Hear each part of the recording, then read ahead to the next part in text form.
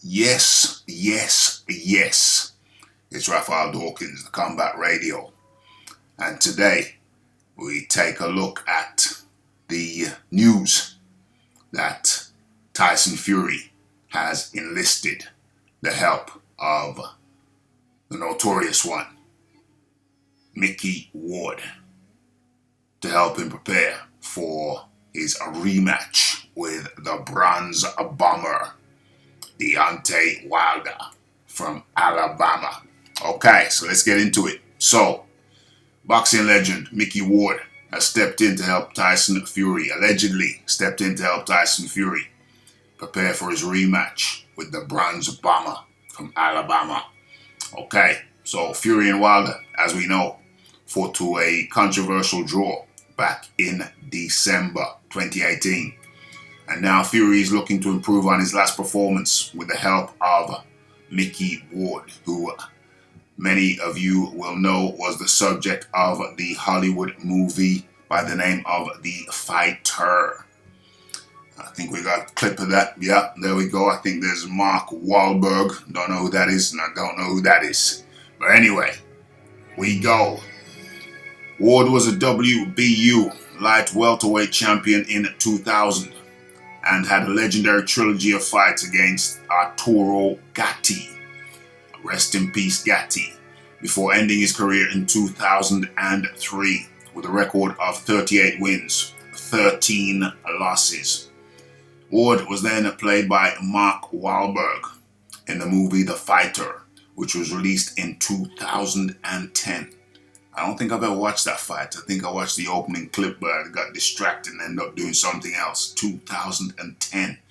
Also starring in that was Christian Bale, apparently. All right, let's move on. What's the next clip? Okay, so Fury said, "I'm here with boxing legend Irish Mickey Ward." Actually, why don't we just play the video and let the man speak for himself? Okay, so what's the volume like? Let's get this volume up a tad. I'm here with boxing legend Irish Mickey Ward. How you doing? He's giving me some tips on the Deontay Wilder fight. Yeah. Coming for you, Wilder. You're getting it, son. Mickey Ward style. Uh-oh, we can't have that. We cannot have copyright issues. I think he's sending a message to 50 Cent. Don't tell me he's beefing with 50 Cent. Damn it. Okay. Oh, what's this here? Yeah, we can have some volume on this already. No, we can't. We got some music playing in the background. Gotta be careful. Gotta be careful with that on YouTube. Sometimes you're okay and sometimes you are not. Okay. So, let's move on visually. Okay. Fury said in the video, as you'll see, "I'm coming for you. You're getting it, son. Mickey Ward style." That's Fury to Wilder. When has Fury ever given it to anybody Mickey Ward style? Stop it. Stop it. Stop it, Tyson. Fury to take on Wilder on February the 22nd, 2020. Damn. 2020, in the year 2020. It's only, what, 4 months from now? 4 months from now, where are we? October, November, December, January, February. Yeah, 4 months from now. Okay, so, but first, the Gypsy King has a matchup with WWE Man Mountain Braun Strowman. Where are we? So there we go. There are the statistics for your browsing. In Crown Jewel in Saudi Arabia.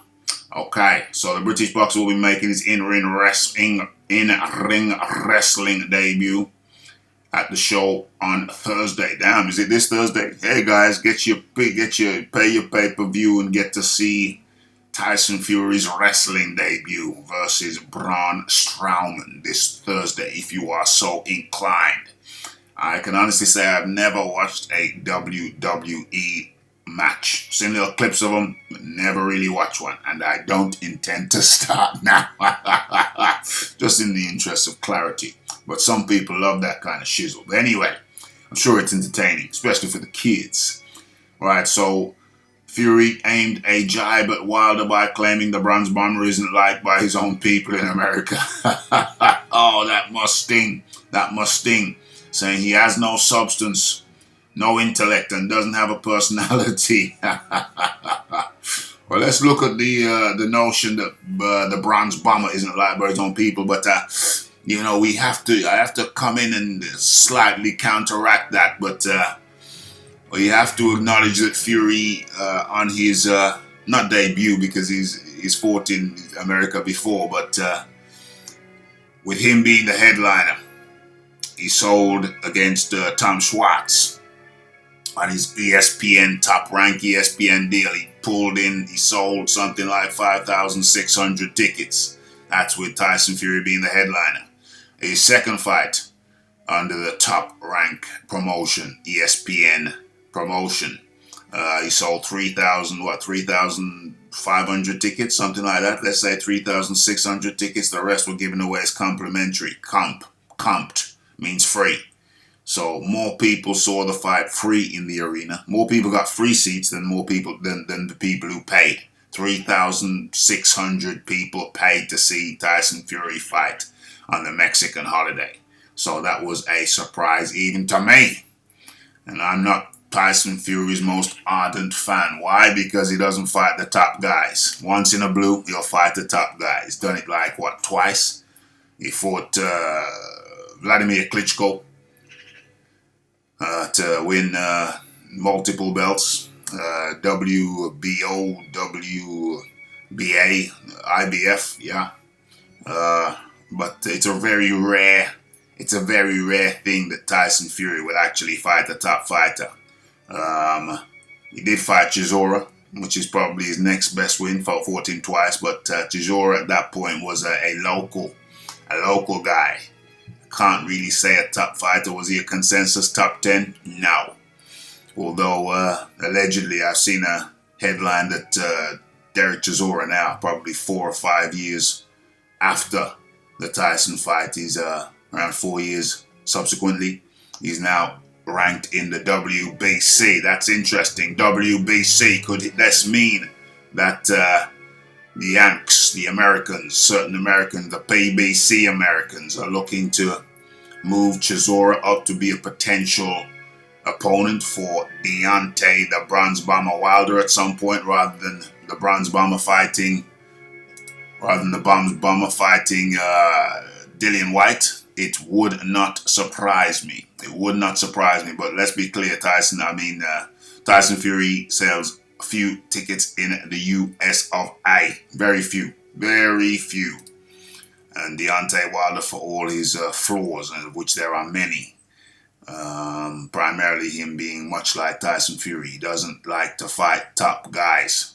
I think Ortiz is probably the biggest, the highest ranked person, the best fighter on Wilder's resume, and that is pretty much a damn shame, because Wilder's been a world champ now for 4 years, WBC world champ for about 4 years, and he's only just stepped up last year. Sorry, Tyson Fury's probably the best person on Wilder's resume, but it's not a win, it's a draw. It's a draw. So, they're peas of a pod. Peas of a pod, is that an expression? They're peas in they come from a similar clock in so much as they don't like to fight the top guys once in a while. But no, I think Fury's scalp of Vladimir Klitschko is probably better than anything Deontay Wilder has achieved. So we have to give him that. Fair is fair. You got to give him that. Was that a great fight? Well, it was an interesting fight. It was a way of fighting without fighting. It was a different concept of fighting. Fury v Klitschko. It was different, very different. A lot of people complained how boring it was. It was interesting in so much as how Fury fought without actually scrapping. He fought, but he didn't scrap. And you could say, well, that's a positive thing. And you could say it is a positive thing. And there is some merit to that, fighting without scrapping. Nobody touched the canvas. Nobody looked remotely close. The fight never looked remotely close to being stopped. It's its own thing. It's its own thing. Do you like that style? Well, that's a different matter. I've already got more fans than Wilder for whatever reason. Wilder is not popular in America. That's my Tyson Fury impersonation. He's got no substance. He's a loudmouth. Is that the pot calling the kettle? Isn't that the pot cussing the kettle? Fury. Behind that, there is no intellect. He comes out with random things that don't make sense. I'm a trash talker, but sometimes I struggle to put together what he's talking about. Now that is true. That is universally true. I think you get, yeah. Fury said Wilder has a dangerous fight coming up with Luis Ortiz, explaining how Ortiz fight is not a foregone conclusion. He added, Wilder has to get through this fight first, injury-free, and win. He should come through, but Luis Ortiz is a dangerous customer, and he's not to be overlooked or underestimated. For 4 or 5 rounds, he's one of the most dangerous fighters in the world. He's 6'4" and a southpaw who can punch hard. Yeah, so where are we? I'm pretty sure we got a Deontay Wilder. Do we not have a Deontay Wilder pick somewhere?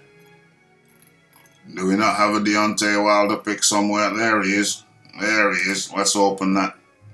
We talked about him enough. He deserves his own. Yeah, so there is Deontay Wilder. And my assessment of the article, well, is it smoke and mirrors?